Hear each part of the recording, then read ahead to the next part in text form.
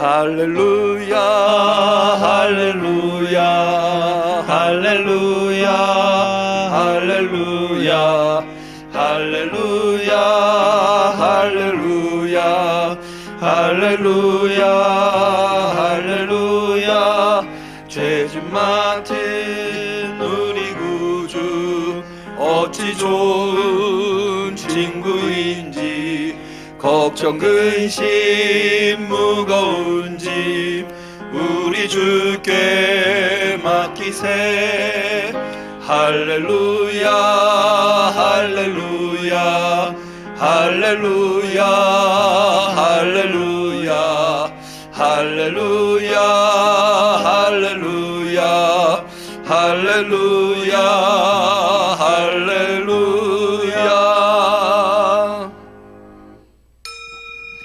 하나님은 영이시니 예배하는 자가 신령과 진정으로 예배할지니라. 아멘.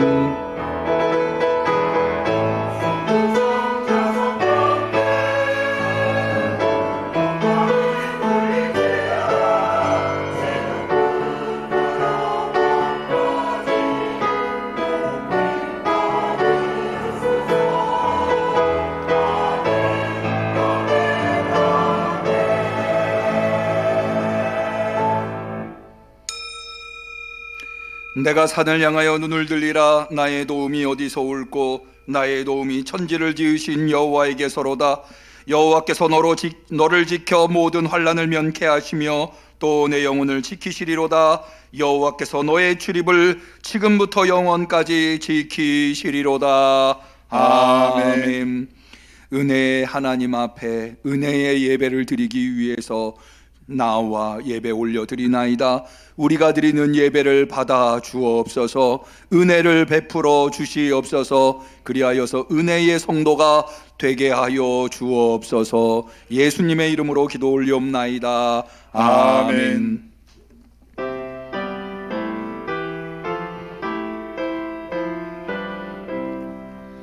다 함께 주를 경배하세. 주 같은 이가 어디 있을까. 주 앞에 찬양을 드리니 주 성령이여 나를 도우사. 주 기뻐하실 노래 불러서 그 이름 찬양하게 하소서.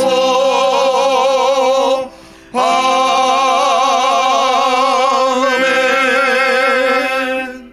고난당하신 주님 앞에 우리의 신앙을 고백할 때에 전능하사 천지를 만드신 하나님 아버지를 내가 믿사오며 그 외아들 우리 주 예수 그리스도를 믿사오니 이는 성령으로 잉태하사 동정녀 마리아에게 나시고 본디오 빌라도에게 고난을 받으사 십자가에 못 박혀 죽으시고 장사한 지 사흘 만에 죽은 자 가운데서 다시 살아나시며 하늘에 오르사 전능하신 하나님 우편에 앉아 계시다가 저리로서 산 자와 죽은 자를 심판하러 오시리라. 성령을 믿사오며 거룩한 공예와 성도가 서로 교통하는 것과 죄를 사하여 주시는 것과 몸이 다시 사는 것과 영원히 사는 것을 믿사옵나이다. 아멘.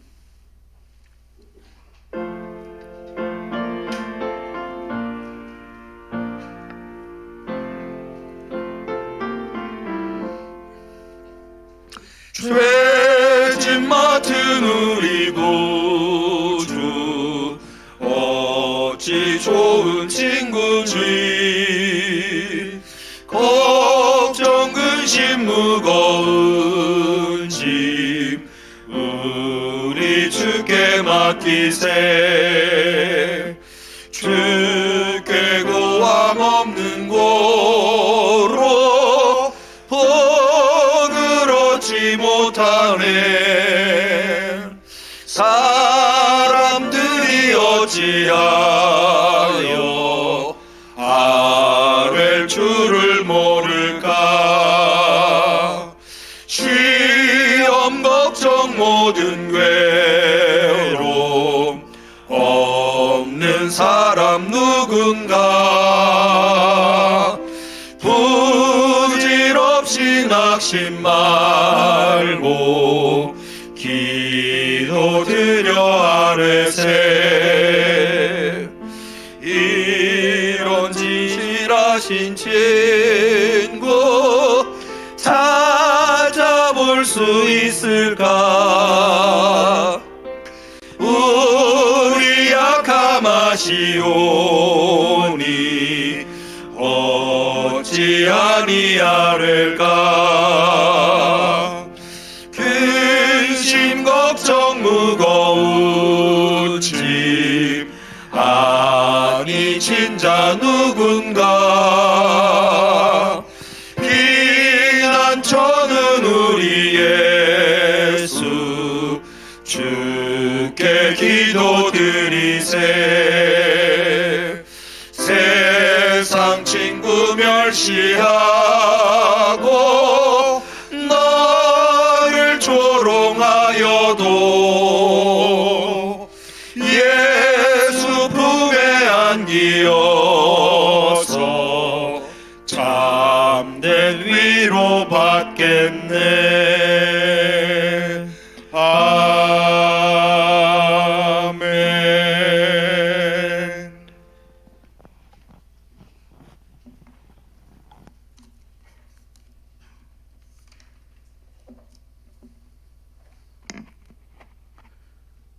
예수님의 희생과 헌신을 통하여 인류를 구원하신 하나님, 삶의 소소한 순간마다 하나님의 위로와 도우심이 있었음을 고백합니다.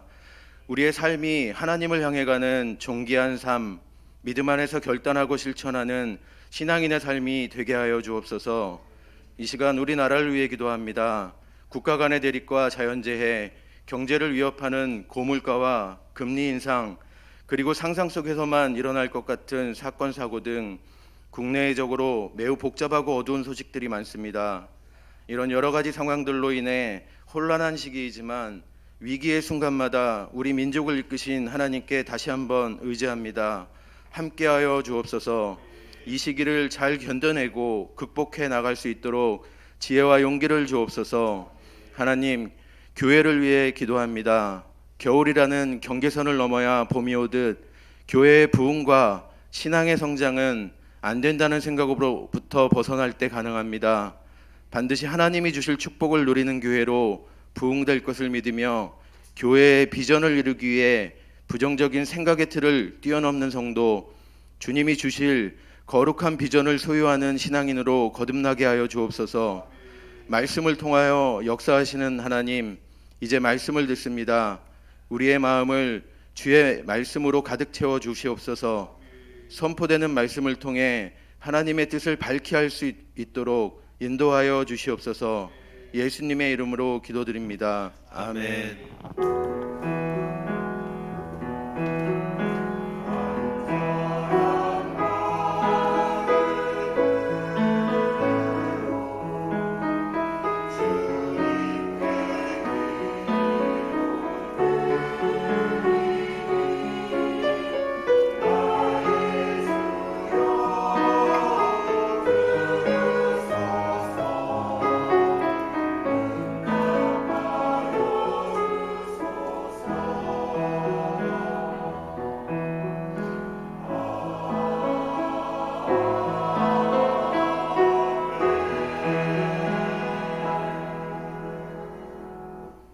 하나님께서 우리의 간절한 기도를 들어주시기를 축원합니다.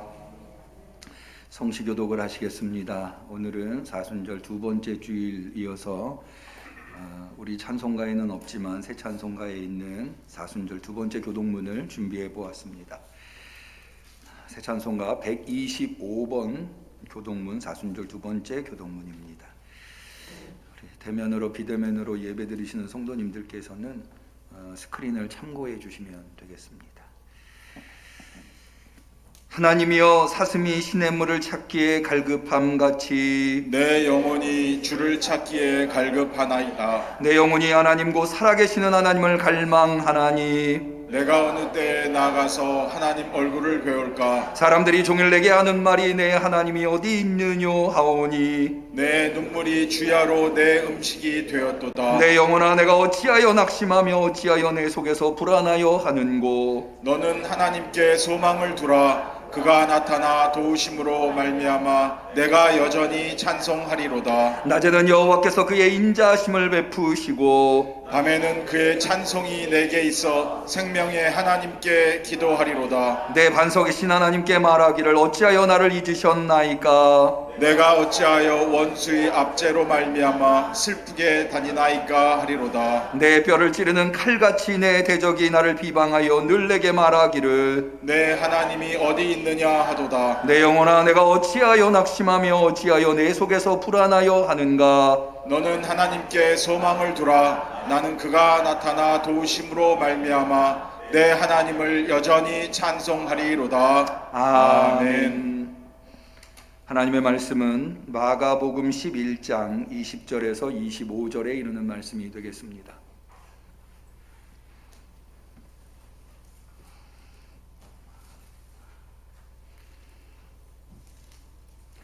사순절 두 번째 주일, 오늘은 특별히 성결교회가 정한 성결교회 청년의 주일인데요.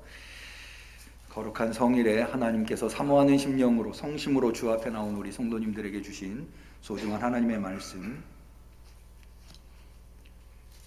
마가복음 11장 20절에서 25절까지의 말씀을 우리 다 한마음이 되어서 봉독하시겠습니다.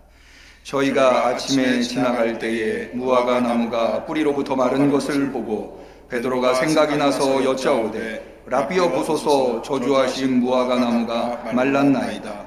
예수께서 대답하여 저희에게 이르시되 하나님을 믿으라. 내가 진실로 너희에게 이르노니 누구든지 이 산더러 들리어 바다에 던지우라 하며 그 말하는 것이 이룰 줄 믿고 마음에 의심치 아니하면 그대로 되리라. 그러므로 내가 너희에게 말하노니 무엇이든지 기도하고 구하는 것은 받은 줄로 믿으라. 그리하면 너희에게 그대로 되리라. 서서 기도할 때에 아무에게나 혐의가 있거든 용서하라. 그리하여야 하늘에 계신 너희 아버지도 너희 허물을 사하여 주시리라 하셨더라. 이는 하나님의 말씀입니다. 아멘. 시온 찬양대의 특성이 있겠습니다.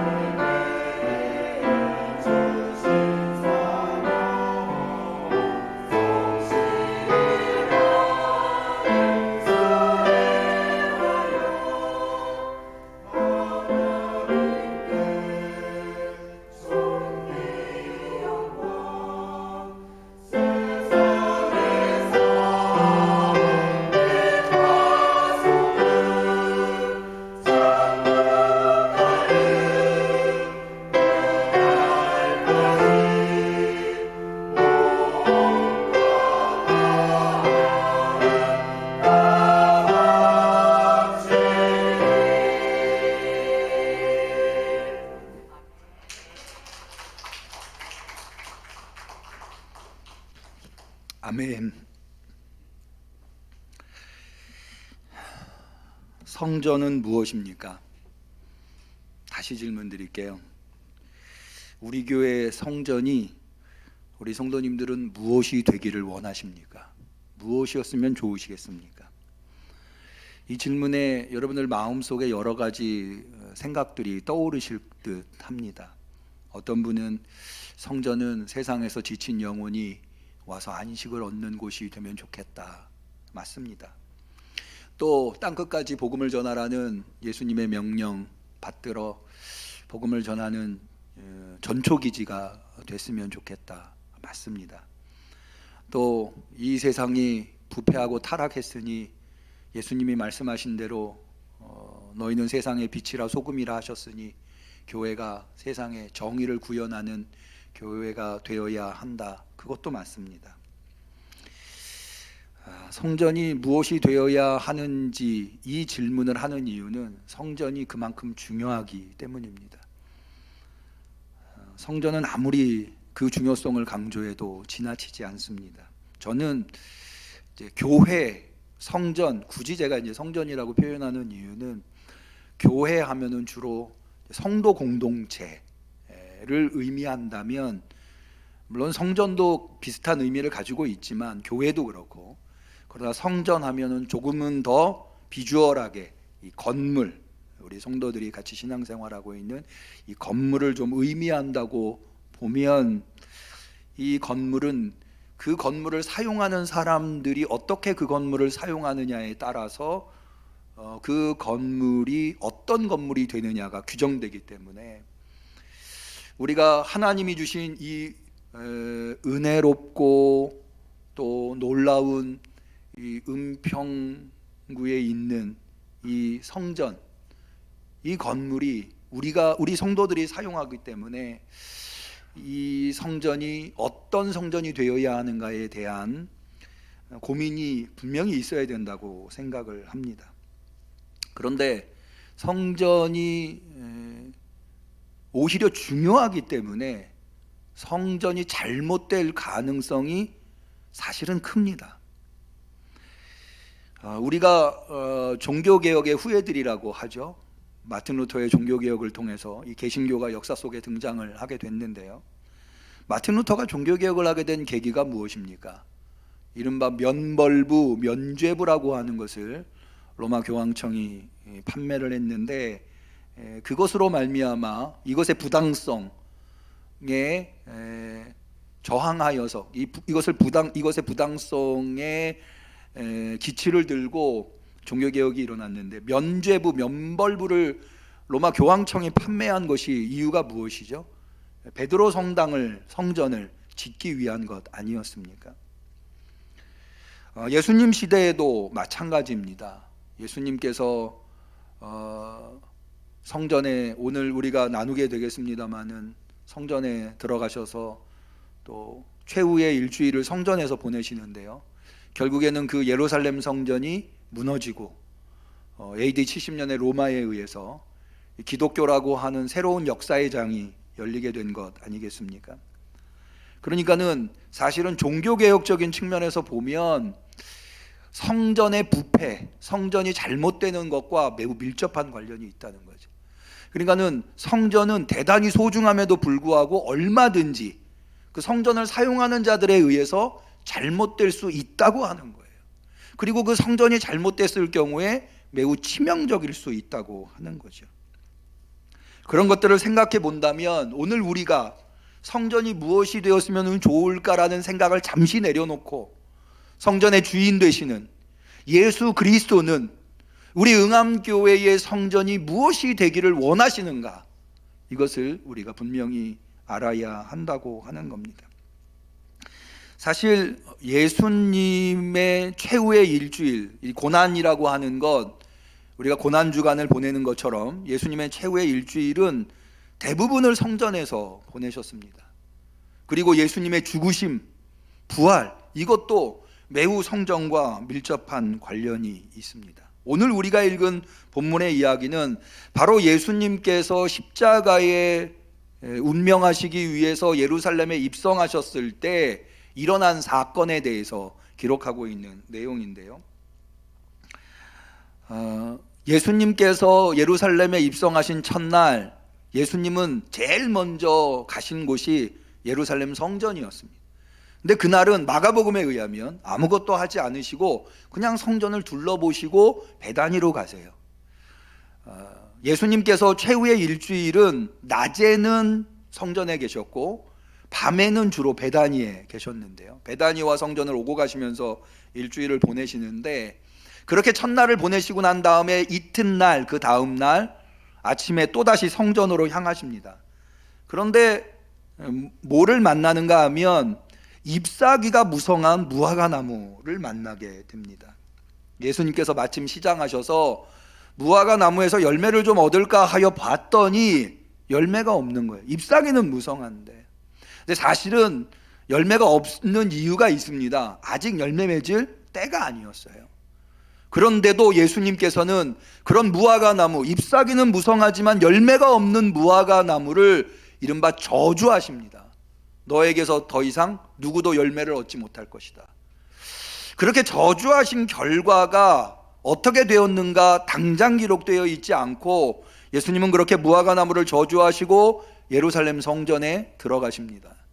그리고는 우리가 잘 알고 있는 대로 성전의 장사꾼들, 동물 파는 사람들, 또 동전을 바꿔주는 사람들, 이런 장사꾼들을 내쫓으시고 또 성전에서 기물을 가지고 들어오는 것을 금하시면서 성전에서 이른바, 우리가 많은 사람들이 성전 청결 사건, 성전의 더러운 것들을 청소한다는 의미에서 청결 사건이라고 이야기하는데, 사실은 본문의 의미를 조금 더 주의 깊게 보면 성전을 예수님이 청결케 하신 게 아니라 예루살렘 성전을 거부하신 사건이다. 왜 그렇게 보는가 하면, 여러분, 예수님께서 장사꾼들을 내어 쫓으셔. 아니, 어떻게 교회 안에서 장사를 하는가? 사실은요, 성전에 장사꾼들이 있는 이유는 성전의 기능을 돕기 위함이었어요. 여러분, 성전의 기능이 뭐죠? 제일 중요한 기능, 여러 가지 기능을 합니다만은 제일 중요한 기능이 제사 기능이었거든요. 제사의 제일 중요한 게 뭐예요? 제물이잖아요. 오늘날은 운송수단이 발달되어서 얼마든지 물건들을 가지고 용이하게 옮겨 다닐 수 있습니다만은 고대에서는 대부분 도보로 다녔거든요. 그러니까는 제물을 자기 집에서부터 끌고 예루살렘 성전까지 오기가 대단히 어려웠어요.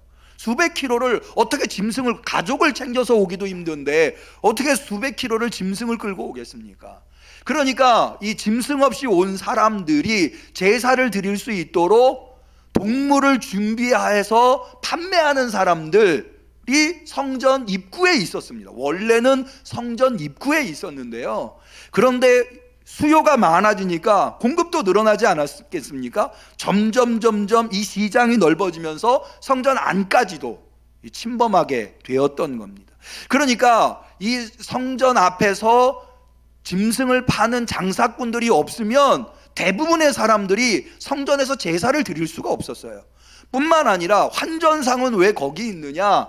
여러분, 당시에 일반인들이 쓰던 화폐는 헬라에서 쓰고 있던 드라크마랄지 로마에서 사용하고 있던 데나리온이라고 하는 화폐를 썼어요. 그런데 성전을 이용하려면 성전세를 내야 했어요. 우리가 공항을 이용할 때 공항세를 내듯이 성전을 이용하려면 성전세를 내야 했는데, 성전세는 오직 세겔이라고 하는 화폐로만 성전세를 낼 수 있었거든요. 그러니까 일반인들이 와서 성전을 이용하기 위해서 성전세를 내려면 익스체인지 환전을 할 수밖에 없었어요. 환전을 돕는 사람들이 거기 있었던 거예요. 동전 바꿔주는 사람들이 바로 그런 사람들. 그러니까는 환전상이랄지 짐승을 판매하는 사람들이 없다면 사실은 대부분의 사람들이 거기에서 제사를 드릴 수가 없어요. 뿐만 아니라 예수님께서 성전 안으로 기구를 가지고 들어가는 것을 허락지 않으셨다고 하는 거. 여기 기구는 뭐냐 하면은요, 제사에 필요한 도구들을 의미합니다. 예를 들어서 물두멍이랄지 부지깽이랄지 이런 것들이 있어야 제사를 드릴 수 있는데 그거를 못 가지고 들어가게 했으니, 그러니까는 예수님께서 장사치들을 쫓아내시고 상을 둘러 엎으시고 기구들을 가지고 성전 안으로 들어가게 못하게 하셨으니 누구도 제사를 드릴, 그러니까 예수님이 하신 일은 장사꾼들을 쫓아내셨다는 게 아니라 성전에서 제사 못 드리게 했다는 거예요. 그 왜 예수님께서 성전에서 제사를 못 드리게 하셨을까요? 예수님께서 명백하게 말씀하십니다. 성전은 만민이 기도하는 집이다. 한번 따라해 보실까요? 성전은 만민이 기도하는 집이다. 그런데 예수님 시대에 성전에 모여 있는 사람들은 성전을 만민이 기도하는 집으로 만들지 않고 강도의 굴을, 강도의 소굴로 만들었다는 거예요. 그러니까 성전으로서의 본질적인 기능을 상실하고 제사를 드리니 의미가 없고 그런 제사 하나님이 안 받으시니 예수님이 금지시킨 겁니다. 그런 일을 하신 후에 이튿날 다시 저녁이 되셔서 베다니로 돌아오시고 셋째 날 예루살렘에 입성하신 예수님은 다시 성전으로 향하십니다. 그런데 어저께 저주했었던 그 무화과 나무를 또 만나게 돼요. 베드로가 보니까 무화과 나무가 하루 만에 뿌리로부터 바짝 말라 있는 거예요. 예수님이 말씀하신 대로 된 거죠. 전혀 열매를 맺을 수 없는, 뿌리로부터 다 말라 죽었으니 이 무화과 나무가 열매를 맺을 수 있겠습니까?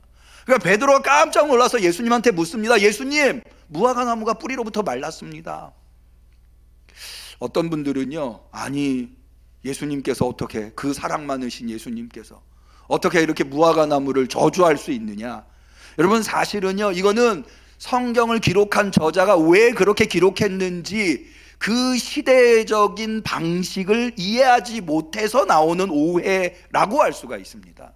뭐냐 하면, 여러분, 무화과나무 사건과 무화과나무 사건 사이에 예루살렘 성전 사건, 아까 말씀드린 대로 성전에서 제사 드리는 것을 금지한 예수님의 사건을 능으로 말미암아 무화과나무와 성전을 서로 동일시한, 그러니까는 성전을 무화과나무로 상징하고 있는 것이다.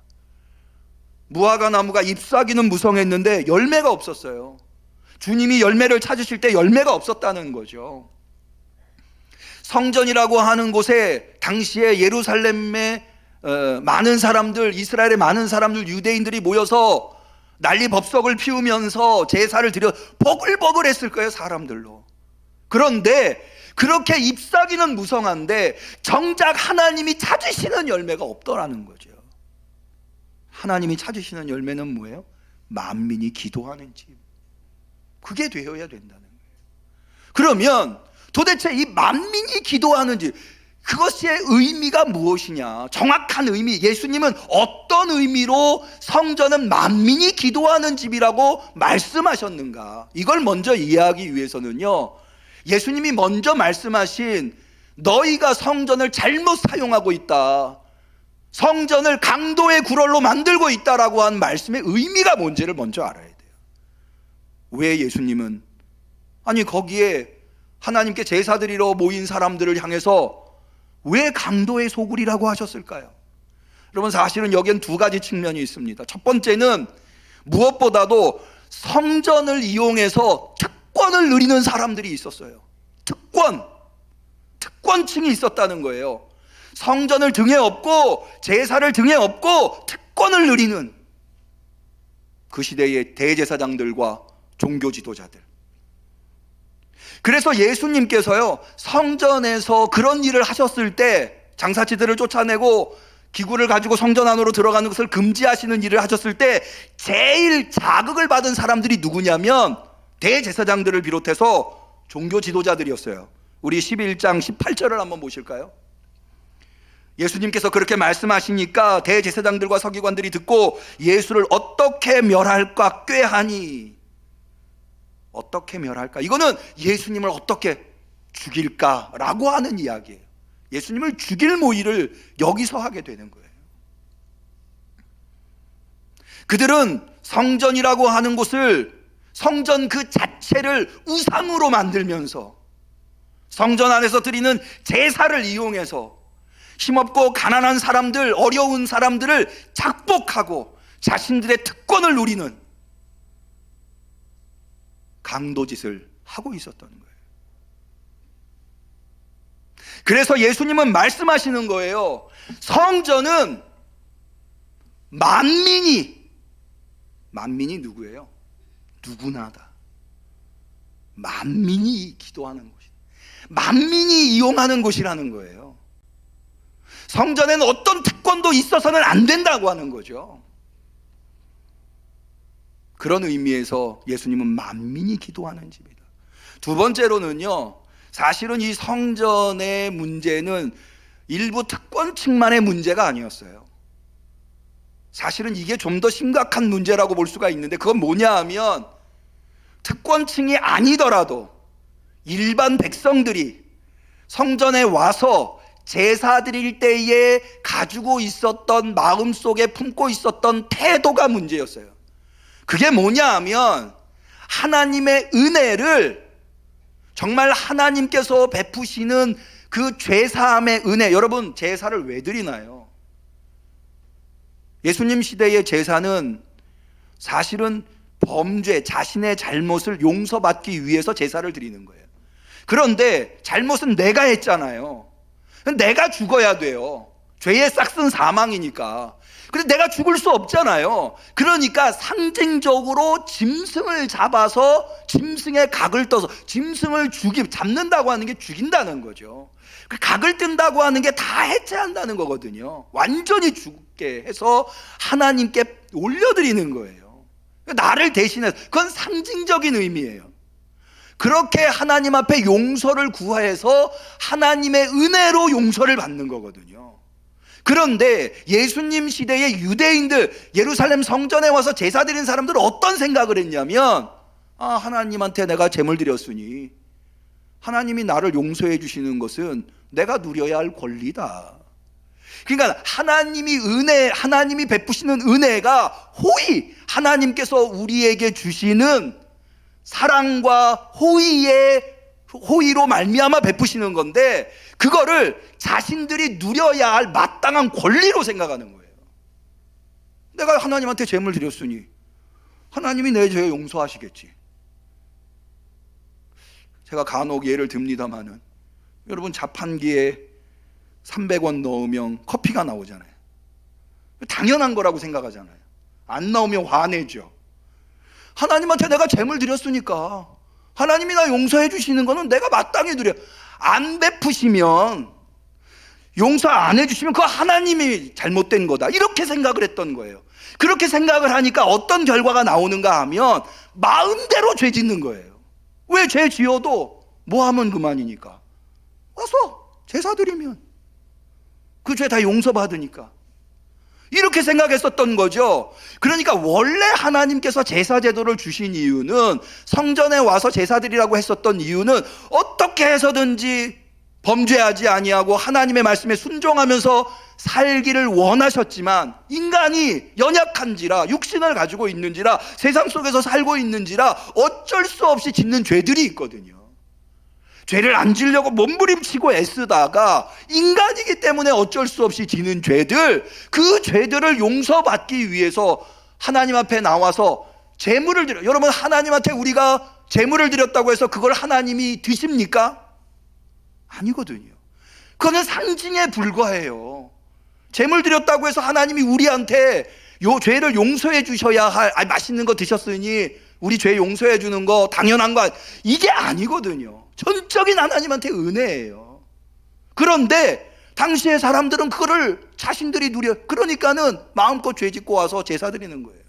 그러니 거기에 어떤 사람들이 모여 있겠어요? 어떻게 해서든지 죄 안 지으려고 노력하고 애쓰는 거룩한 백성들이 있는 거예요? 아니면 마음대로 죄 짓는? 오히려 제사 제도가 그렇게 오용되고 오히려 성전이 그렇게 오용되고 있었던 거예요. 그래서 예수님이 말씀하시는 거예요. 성전은 만민이 기도하는 집이다. 기도하는 집이다. 기도는 뭐예요? 사실 우리가 기도할 때 하나님한테 기도 응답해 주시는 것을 마땅하게 여길 수 있는 사람이 있나요? 없어요. 오직 기도는 하나님의 은혜에 기대어서 하나님이 나에게 기도 응답해 주실, 내가 공로나 자격은 없지만 그러나 은혜로운 하나님, 자비로운 그 하나님한테 기대어서, 그래서 우리는 기도 응답을 받으면 그렇게 기쁜 거잖아요. 자격도 없고 공로도 없는데 하나님이 내 기도 응답해 주시니까. 그런데 예루살렘 성전은 이 두 가지, 누구나 다, 누구도 어떤 특권의식이 없이 누구나 다 와서 오직 하나님의 은혜를 얻는다는 마음으로 하나님께 은혜에 기대어 주님을 만나러 오는 이 성전을 그렇게 사용하지 못한 거예요. 그래서 결국 예루살렘 성전은 AD 70년 로마에 의해서 멸망하게 된 거예요. 그런데요, 이 이야기를 하시고 난 다음에 베드로가 무화과 나무가 뿌리로부터 마른 것을 보고 예수님한테, 예수님 어찌 된 일입니까? 그랬더니 예수님께서 첫 번째 하신 말씀, 오늘 우리가 읽은 본문에 나오죠. 뭐라고 하십니까? 하나님을 믿으라. 한번 저를 따라해 보실까요? 하나님을 믿으라. 여러분, 좀 뜬금없이 예수님이 말씀하시는 것 같잖아요. 아니 왜 갑자기 무화과 나무가 뿌리로부터 말랐다니까, 아 그거 내가 어저께 얘기해서 그렇게, 내가 그렇게 명해서 그렇게 된 거야 라고 말씀하시는 게 상식적일 것 같은데, 하나님을 믿으라, 갑자기 뜬금없이 이런 말씀을 하시는 것 같아요. 그런데요, 여기에는 아주 깊은 의미가 담겨 있어요. 오늘 좀 시간이 없어서 다 살펴볼 수는 없고요, 첫 번째로 제일 중요한 의미는 뭐냐 하면, 예루살렘 성전은 이미 하나님의 의도와 완전히 반대되는, 거기에서 사용하는 종교 지도자들이랄지 유대인들이 잘못 사용하고 있어요. 이건 돌이킬 수 없는 상황까지 놓이게 된 거예요. 그래서 이 예루살렘 성전은 폐기될 거예요. 그런데요, 그러면 이제 더 이상 하나님의 은혜를 만날 수 있는 장소는 없는가? 아니라는 거예요. 하나님은 그렇게 아무 대책도 없이 자기 마음에 안 든다고 성전을 없애버리고 더 이상 은혜를 베풀지 않는 그런 분이 아니라, 하나님은 여전히 신뢰할 만한 분, 하나님은 여전히 우리를 사랑하시는 분, 하나님은 여전히 우리에게 은혜 베푸시기를 원하시는 분, 그러시기 때문에 하나님은 예루살렘 성전은 폐기하셨지만 그 예루살렘 성전의 잘못된 것을 바로잡아 우리에게 은혜를 베푸실 새로운 성전을 우리에게 주셨다는, 그게 누구예요? 예수 그리스도라는 거죠. 예수 그리스도를 통하여서 이제 우리는 누구나 다 하나님께 나아갈 수 있고 하나님의 은혜를 만날 수 있다는 거예요. 여러분, 그것이 바로 예수 그리스도의 십자가 사건에서 명백하게 나타나요. 여러분, 예수님이 십자가에서 운명하실 때 여러 가지 현상이 나오는데요, 그런데 마가복음에서는 딱 한 가지 현상만 기록하고 있어요. 그게 뭐냐 하면, 예수님이 십자가에서 엘리 엘리 라마 사막다니 부르짖으시면서 운명하실 때, 그렇게 운명하시는 순간에 성소의 휘장이 위로부터 아래로 찢어졌다고 되어 있어요. 여러분, 이게 무엇을 의미할까요? 갑자기 예수님이 십자가에 죽으시니까 성소의 휘장이 찢어졌다, 이게 뭘 의미할까요? 여러분, 여기 성소의 휘장이라고 하는 것은 성소와 지성소, 성전은 대개 세 곳의 장소로 분류되어 있는데, 제일 바깥쪽에서는 유대인 남자들이 제사를 드릴 수 있는 장소, 성전 뜰이라고 하는 곳이 있어요. 그 다음에 제사장들만 들어갈 수 있는 성전 안으로, 이제 건물 안으로 들어가면 성소라고 하는 곳이 있어요. 그리고 하나님이 모세에게 주신 십계명이 법궤 안에 놓여 있는 그 법궤가 있는 지성소라고 하는 곳이 성전 휘장으로 가로막혀서 안쪽에, 제일 안쪽에 이렇게 세 곳으로 나눠져 있어요. 제일 바깥쪽엔 유대인 남자, 그 다음에 안으로 들어가면은 제사장들, 그리고 제일 안쪽에 있는 지성소는, 휘장 안으로 들어가야 하는 지성소는 그 해의 대제사장, 그것도 1년에 한 번 이스라엘의 죄를 다 가지고 그 안으로 들어가서 하나님으로부터 용서를 받는 장소예요. 그런데 예수님이 십자가에 죽으실 때 이 휘장이 찢어졌다는 거예요. 어디로부터? 위로부터 아래로. 누가 찢으신 거예요? 하나님이 찢으신 거예요. 무엇을 의미합니까? 이제는 더 이상 예루살렘 성전이 아니에요. 이제는 바로 예수 그리스도를 통해서, 그분의 십자가를 통해서 하나님 앞에 나오는 사람마다 누구든지 하나님이 만나 주신다는 거예요. 그리고 은혜를 베풀어 주신다는 거예요. 그게 바로 예수님이 십자가에서 죽으실 때 성전의 휘장이 찢어진 사건의 의미예요. 오늘 우리가 읽은 본문은 그런 내용들을 고스란히 담고 있어요. 자, 우리 한번 다시 볼까요? 24절을 보겠습니다. 자, 하나님을 믿으라 라고 말씀하시고는 23절, 내가 진실로 너희에게 이르노니 누구든지 이 산더러 들리어 바다에 던지우라며. 이게 무슨 의미냐면요, 실제로 산을 뽑아서 바다에 던져라 이런 의미가 아니고요, 여기 산은 우리가 인생을 살면서 그리스도인으로서 살면서 인생에서 만나는, 세상에서 만나는 수많은 문제들, 고민, 이런 것들을 의미해요. 왜 우리 표현에 그런 표현이 있죠? 걱정이 태산 같다, 그런 표현들이 있죠. 그런데 그런 염려와 걱정, 제가 지난 주일 오후 예배 때 빌립보서에 있는 말씀 나누었어요. 아무것도 염려하지 말고 모든 일에 기도와 간구로 너희 구할 것을 감사함으로 하리라.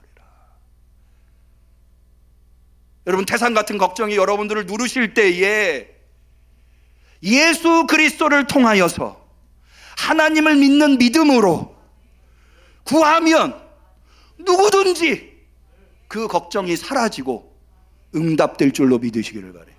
그래서 24절, 그러므로 내가 너희에게 말하노니 무엇이든지 기도하고 구한 것은 받은 줄로 믿으라. 그리하면 너희에게 그대로 되리라. 이게 바로 두 번째 의미예요. 하나님을 믿으라.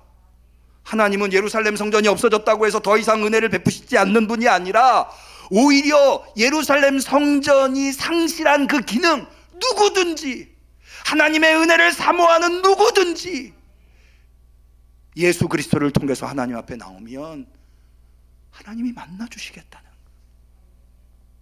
그리고 그 예수 그리스도를 통해서 믿음으로 하나님께 아뢰고 기도하면 하나님이 이루어 주시겠다고 하네요. 그런데요, 실제로 기도를 해보면 여러분, 걱정, 근심, 태산 같은 걱정과 근심이 있을 때 기도해 보셨나요? 저는 그런 걱정과 근심이 들 때 기도하잖아요. 그러면 기도하는 순간 그 걱정과 근심이 눈 녹듯이 싹 사라지면 얼마나 좋겠어요. 안 그러더라고요. 기도해도 내가 지금 걱정이 생겼으니 기도해야 되겠다 이렇게 생각을 들어서 기도해도요, 여전히 내 머릿속에는, 내 마음속에는 걱정과 염려가 나를 누르고 있는 거예요. 아니, 예수님께서 분명히 하나님을 믿어라, 산을 들어 바다에 던지우라 해도 그리 될 거다, 누구든지 간구하고 그대로 되는 줄로 믿으면 이루시리라 했는데, 왜 내가 기도했는데 왜 걱정이 안 사라질까? 제가 곰곰이 생각을 해봤어요. 근데요, 이게 간단치가 않더라고요. 이게 뭐냐면, 여러분, 걱정이라고 하는 게 내 마음속에 걱정이라고 하는 것이 생겨날 때 어느 일순간에 딱 걱정이 생기는 게 아니더라고요. 뭔가 차곡차곡 쌓여요. 상황이 쌓이고 생각이 쌓이고, 그러면서 조금씩 눈덩이 불어나듯이 불어나더라고요. 그러면서 어느 순간, 야, 이거 큰일 났구나, 기도해야 되겠구나. 그러니까는 기도 맨 처음에 시작할 때는요, 그 문제를 놓고, 그 걱정을 놓고 맨 처음에 시작할 때는 이렇게 비교하면 어떨지 모르겠어요. 걱정의 눈덩이는 태산 같은데 내 기도의 눈덩이는 주먹만한 거예요. 그러니 이게 비교가 됩니까? 태산에 눌릴 수밖에 없는 거죠. 그래서요, 깨달은 게, 같은 기도를 계속해서 드려야 되는 이유가 바로 여기 있구나. 내가 포기하지 않고 내가 당장 기도한다고 그 걱정이 사라지는 게 아니에요. 그러나 결국에는 하나님께서 내 걱정과 근심을 해결해 주실 줄로 믿고, 할렐루야, 내가 포기하지 않고 계속 기도하는 거예요. 하나님 도와주세요, 하나님 해결해 주세요, 하나님 물리쳐 주세요. 그러면 그 기도가 차곡차곡 쌓여요. 그러면서 아무리 태산과 같은 걱정도요, 기도의 능력으로 다 덮여요. 태산이 아무리 높아도 바다에 던지우면 바닷물밖에 안 보이잖아요. 그런 것처럼 기도의 물결이 나를 덮잖아요. 그러면 걱정은 사라져버려요. 믿으시기를 바라요. 이게 믿음. 하나님을 믿으라. 한 번 더 따라합니다. 하나님을 믿으라. 그게 기도더라고요. 근데 기도를 반복해서 해야 하는 또 다른 이유가 있더라고요. 그게 뭐냐면요, 우리가 기도할 때 맨 처음에는 내 생각, 내 소원 그런 것을 따라서 기도해요. 그런데요, 제가 기도를 반복해서 똑같은 기도를 하다 보니까 기도가 조금씩 바뀌는 걸 느껴요. 하나님의 뜻을 조금씩 여러분, 하나님의 뜻이 한꺼번에 깨달아지는 거는 거의 없어요. 내가 열심히 애쓰고 기도하고 노력하고 하다 보면 하나님의 뜻이 이게 아니구나, 하나님의 뜻이 이런 거구나, 조금씩. 그래서 기도를 포기하지 말아야 돼요. 예수님께서도 똑같은 기도를 겟세마네 동산에서 3번이나 왜 그러셨어요? 예수님이 누구신데? 반복해서 기도하는 게 필요해요.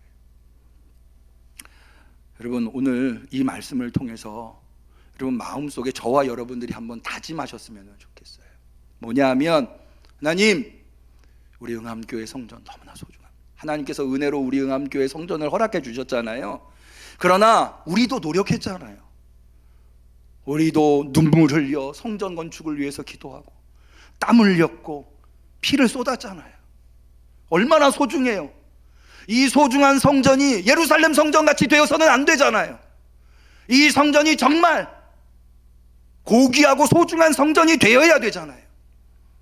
그럼 이제 중요한 문제는 뭐냐면, 저와 여러분들이 이 성전을 어떻게 만들어 가냐예요. 저는 저와 여러분들이 예수님께서 말씀하신 대로 만민이 기도하는 집, 하나님을 믿음으로 예수 그리스도를 통해서 만민이 하나님의 은혜를 만나는 그런 성전으로 우리가 만들 수 있기를 축원합니다. 그리 되기 위해서 제가 2가지를 제안하려고 해요. 첫 번째는 뭐냐면요, 만민이잖아요. 우리 응암교회 성도들만 와서 기도하는 게 아니라 만민, 누구나. 저한테 하나님이 이런 지혜를 주시더라고요. 여러분, 전도하기 힘드시죠? 교회 가자 그러면 부담스러워 하시고. 그런데요, 이렇게 한번 해보시면 어떨까 해요. 여러분, 주변에 고민거리 있으신 분들, 여러분들한테 고민을 털어놓으시는 분들이 있으실 거예요. 그러면은 우리가 성도로서 그분들을 위해서 기도해 주는 거 당연하잖아요. 그분한테 이렇게 얘기하는, 내가 기도해 줄 텐데 친구, 자네도 좀 노력을 하면 좋겠어. 우리 교회에 가까이 있는데 우리 교회 항상 열려 있어. 그러니까 우리 친구 시간 될 때 아무 때나 교회에 와서 기도해. 내가 혼자 있을 때보다 교회 가서 기도하면 훨씬 집중이 잘 되고 또 은혜도 돼. 그러니 고민만 하고 있지 말고 시간 나는 대로 우리 교회 가서 기도해. 나랑 뭐 같이 얘기할 필요도, 혼자 조용히. 제가 왜 이 생각이 들었냐면요, 교회에 있다 보면 간혹 지역 주민들 중에 교회에 오셔서 기도하시는 분들이 있더라고요. 오셔서, 목사님 저 기도하고 싶은데 기도해도 될까요? 아이고, 얼마든지 하세요. 그래서 오셔서 기도하시고 그러고 가시고, 어떤 분은 오시다 기도하다가 의자에 누워 주무시더라고요. 그래서 제 마음이 사실은 좋았어. 아유, 기도한다더니 기도도 안 하고. 얼마나 걱정과 근심이 되면은 우리 교회에 와서, 자기 교회도 아닌데 기도한다고 그랬겠어요. 그런데 와서 기도하다가 마음이 편안해지셨나 봐. 주무시더라고요. 아, 감사하다. 할렐루야. 만민이 기도하는, 세상에서 힘들고 괴롭고 어려운 영혼들이 누구나 다 찾아와서, 우리 교회인데 모르는 사람이 와서 기도, 이러지 마시고 누구나 다 와서. 2번째는요, 여러분, 제가 옛 성전을 떠나오면서 제일 아쉬웠던 것 한 가지가 뭐냐면 기도실이에요. 옛 성전에서 신앙생활 하신 분 태반이 있으시지. 저는 그 기도실만 들어가면요, 왠지 기도가 잘 되더라고요. 여러분, 안 그러셨나요?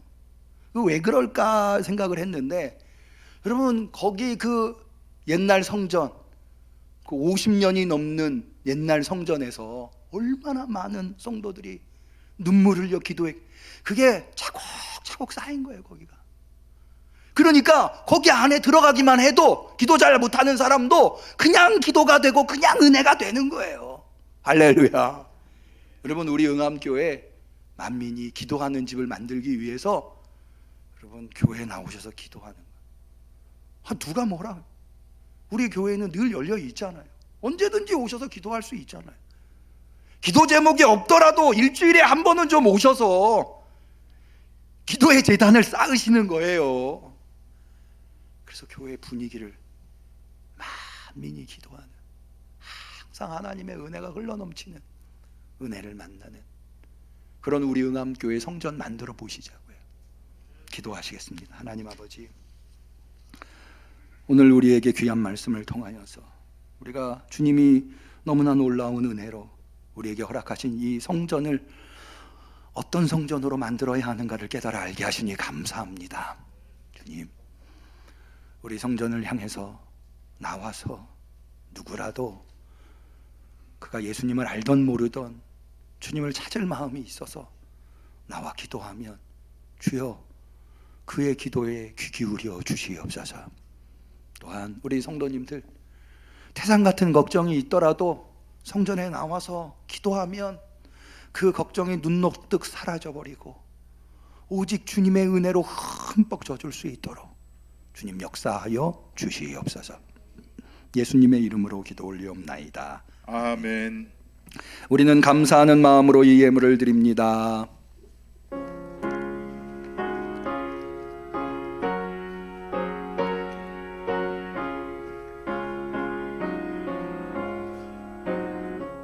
내 기도하는 그 시간, 그때가 가장 즐겁다. 이 세상 근심 걱정에 얽매인 나를 부르사 내 진정 소원 주 앞에 낱낱이 바로 아뢰어 큰 불행 당해 슬플 때 나 위로받게 하시네. 내 기도하는 그 시간, 그때가 가장 즐겁다. 주 세상에서 일찍이 저 요란한 곳 피하여 빈들에서 나 산에서 온 마음을 세워 지내사 주 예수 친히 기도로 큰 본을 보여주셨네.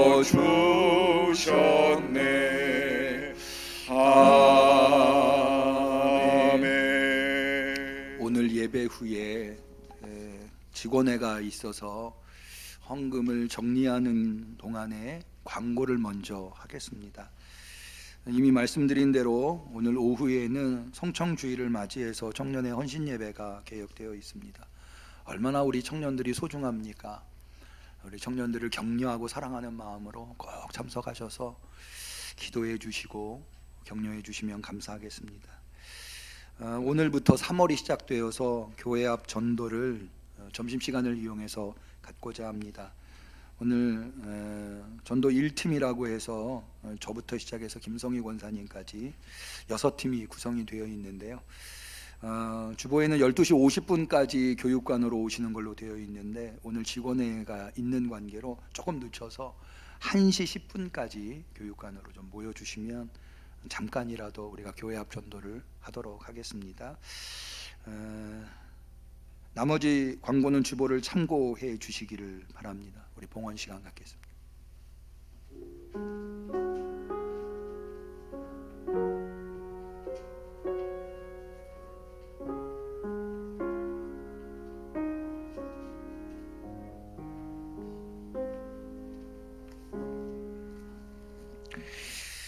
주님 앞에 귀한 예물 드린 손길이 있습니다. 11조 예물, 선교헌금, 복지헌금, 건축헌금, 주정헌금, 성미 김매자 권사님, 감사헌금, 주님 감사합니다. 더욱더 새롭게 하소서, 성지선 집사님, 박은신 성도님, 김은정 성도님, 박현수 성도님, 김상종, 김미영 집사님, 정길순 집사, 신양숙 권사님, 김재행 권사님, 정영숙 권사님, 김태현, 김사랑 어린이, 무명으로 권연한 권사님, 이완순 집사님 기도 올리겠습니다. 하나님이 베풀어 주신 은혜를 당연하게 생각하지 아니하고 그것이 얼마나 큰 하나님의 사랑인가를 깨달아 알아서 오늘도 이렇게 주님 앞에 나와 예배드리되 성심으로 준비한 이 예물을 주 앞에 존귀한 예물을 올려드리나이다. 주여 이 예물을 받아 주시옵소서. 이 예물이 어떻게 마련되었고 또 어떤 마음으로 주께 예물 드렸는지 주님이 너무나도 잘 아시오니 주여 이 예물에 담겨있는 소원들을 응답하여 주시옵소서. 인간적인 지혜로 주 앞에 구하여 싸우나 주여 하늘의 것으로 채워 주시옵시사. 이 모든 것을 더하여 주시는 하나님의 은혜를 경험하는 손길들이 되게 하여 주시옵소서. 주님, 예물뿐만 아니라 주님의 몸된 교회를 위해서 충성하고 봉사하는 헌신도 있습니다. 저들이 몸으로 헌신하오니 주여 저들을 건강으로 붙잡아 주시옵소서. 간증거리가 생기게 하여 주시옵소서. 아픈 자도 헌신했더니 나았다고 주님 고백하게 하여 주시옵소서. 간절히 축복하며 예수님의 이름으로 기도 올리옵나이다. 아멘.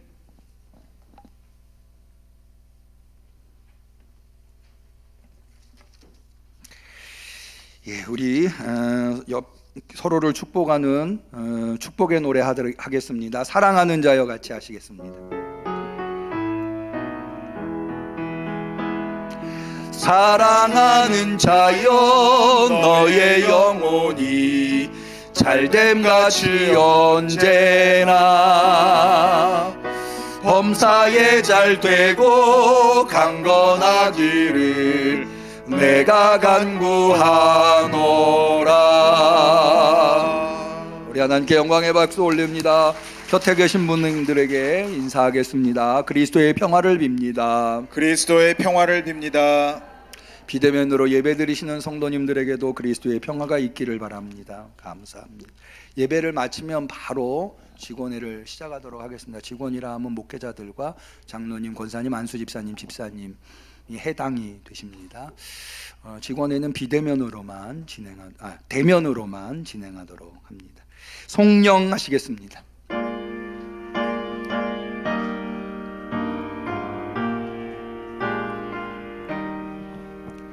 성부성자와 성령 영원히 영광 받으옵소서. 태초로 지금까지 또 길이 영원 무궁 영광 영광 아멘 아멘.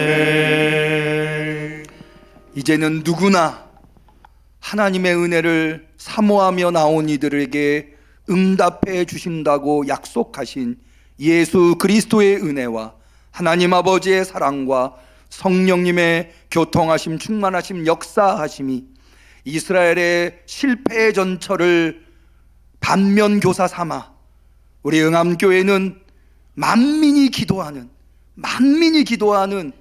그런 참된 성전으로 만들겠다고 결단하는 우리 성도들 머리 위에 우리 응암교회 위에 지금부터 영원까지 함께 하시기를 간절히 축원하옵나이다. 아멘.